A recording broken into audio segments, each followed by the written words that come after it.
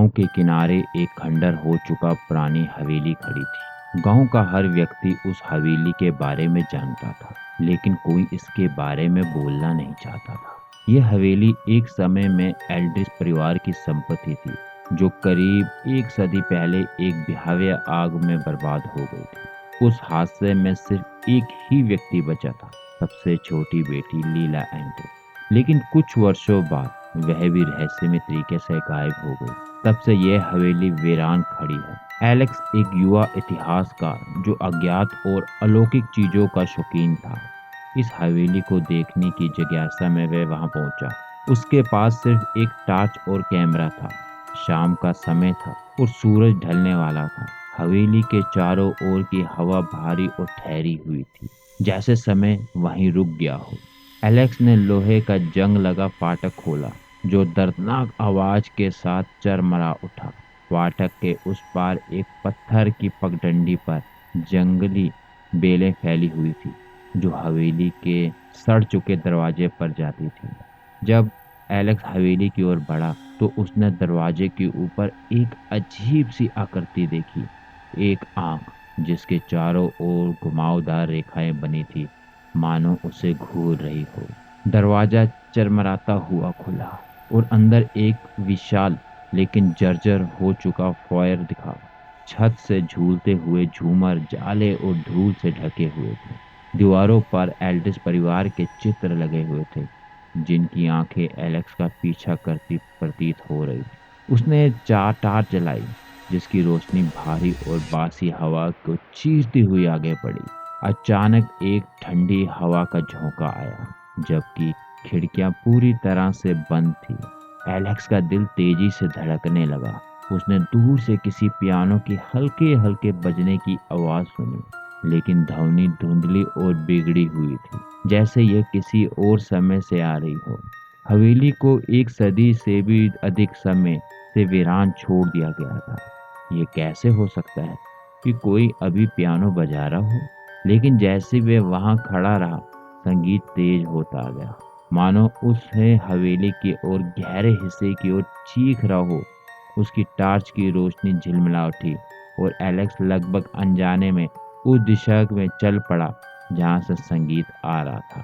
संगीत का पीछा करते हुए एलेक्स एक बड़े कमरे में पहुंचा, जो समय के स्पर्श से अछूता था।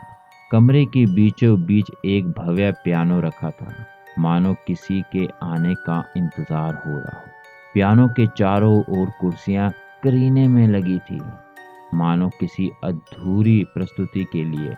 हवेली के बाकी हिस्से में धूल और जर्जरा थी, लेकिन यह कमरा अब भी अपने पुराने वैभव में खड़ा था। एलेक्स धीरे धीरे पियानो के पास गया और उसकी ठंडी चिकनी चाबियों पर अपनी उंगलियां फेरी।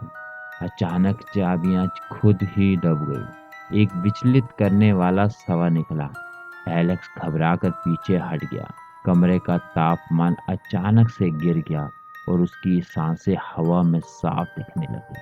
तभी उसने आंख के कोने से एक परछाई को हिलते हुए देखा। धीरे धीरे मुड़ते हुए उसने देखा, ये लीला एल्ड्रिच थी।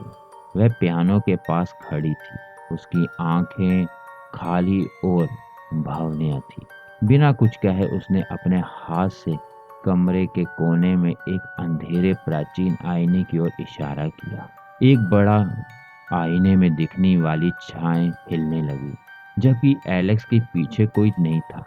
वह आईने की ओर खींचता चला गया। उसकी आंखों में भय साफ झलक रहा, लेकिन वह खुद को रोक नहीं पा रहा था, जैसे कि उसने आईने की सतह को छुआ हो। उसका हाथ अंदर खींचे जाने लगा। आईना पानी की तरह लहराने लगा और एलेक्स को अपने अंधेरे में समाने लगा। आईने के उस पार हवेली और भी विकृत और खंडर थी, लेकिन उससे भी डरावनी बात यह थी कि वह अब अकेला नहीं था। एल्ड्रिच परिवार की आत्माएं क्रोध और पीड़ा से भरी हुई उसे चारों ओर से घेरने लगी। उनके खोखले बेरहम चेहरे में नफरत साफ झलक रही थी। लीला, जिसका चेहरा अब दुख और गुस्से से विकृत हो चुका था, एलेक्स की ओर बढ़ी। तुम्हें यहाँ नहीं आना चाहिए था, उसने फुसफुसाया। कोई यहाँ से नहीं निकलता। एलेक्स ने अपनी पूरी ताकत से आईने से खुद को बाहर खींचा। आईना टुकड़ों में बिखर गया और उसके साथ आत्माओं की चीखें गूंज उठी। सभी आत्माएं गायब हो गई सिवाय लीला के। वह अब भी खड़ी थी, लेकिन उसकी आंखों में पहले जैसा क्रोध नहीं था। अब उसमें सिर्फ गहरा दुख और पछतावा था। मैं यहाँ से कभी नहीं जा सकूंगी, उसने धीरे से कहा। लेकिन तुम जा सकते हो। जैसे जैसे उसकी आकृति फीका पड़ने लगी, हवेली का कमरा भी धुंधला और धूल घुसरित हो गया।